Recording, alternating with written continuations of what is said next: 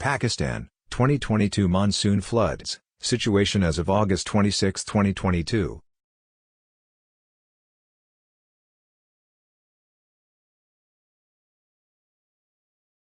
"116 districts affected, including 66 districts officially declared calamity hit.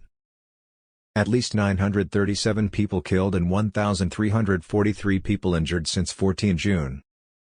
Rainfall nationwide is 2.87 times higher than the national 30-year average, with some provinces receiving more than 5 times as much rainfall as their 30-year average. The government of Pakistan has earmarked 35 billion Pakistani rupees, ca. $173 million to aid flood-affected people under the Benazir Income Support Program, BISP, among other assistance.